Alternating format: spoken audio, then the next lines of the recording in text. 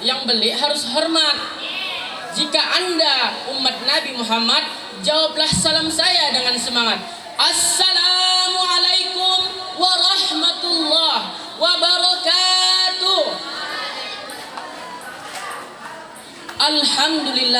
Alhamdulillahi rabbil alamin. Wassalatu wassalamu ala asrafil anbiya'i wal mursalin wa ala alihi wa ashabihi ajma'in. Amma ba'du. Puji syukur kita panjatkan kepada Allah Subhanahu wa taala yang mana masih memberikan kita kesempatan, yang mana masih memberikan kita nikmat sehingga kita bisa berkumpul di sekolah yang kita cintai ini. Salawat beriringkan salam semoga tetap tercurahkan kepada Nabi kita, Nabi Muhammad sallallahu alaihi wasallam, dengan melafazkan Allahumma salli ala sayyidina Muhammad wa ala ali sayyidina Muhammad. Semoga dengan memperbanyak salawat kita bisa mendapatkan syafaatnya di kemudian kelak. Amin amin ya rabbal alamin. Yang terhormat Bapak Kepala MTS Negeri 1 Labuhan Batu, yang terhormat Bapak Ibu Guru Dewan Juri Lomba Pidato Bahasa Indonesia, semoga Allah panjangkan umurnya, menyehatkan jasmani dan rohaninya, serta melancarkan rezekinya. Amin ya rabbal alamin. Serta teman-teman yang saya banggakan. Perkenalkan, saya Sandi Boy Albanjari dari kelas 8E. Berdirinya saya di sini akan menyampaikan pidato saya yang berjudul Tekad Menuntut Ilmu. Sebelum saya memulai, saya ingin mengutip sebuah kutipan dari novel Guru Aini, karya Andrea Hirata. Merasa terhormatlah mendapat soal yang sulit, artinya kita bisa, karena soal yang sulit akan mengeluarkan yang terbaik dari kita.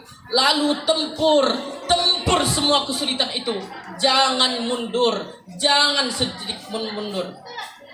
Kutipan ini tidak sekedar berbicara tentang ujian atau soal dalam arti akademik, tapi tentang kehidupan dan perjuangan dalam menuntut ilmu.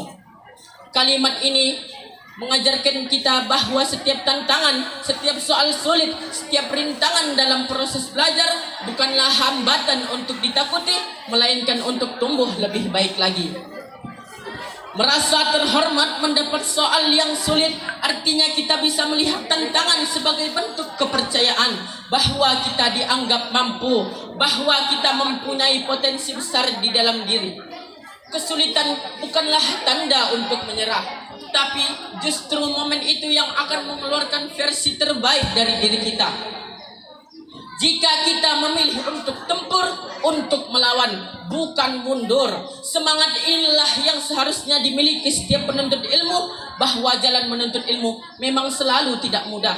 Tetapi justru dalam kesulitan itu kita bisa melihat, kita bisa belajar ketekunan, kesabaran, dan kekuatan mental. Dan yakinlah, perjuangan ini tidak akan sia-sia, karena semakin kita menuntut ilmu dengan sungguh-sungguh, insya Allah kebutuhan dan kebahagiaan di dunia dapat kita raih. Ilmu membuka jalan menuju keberhasilan dan kemuliaan.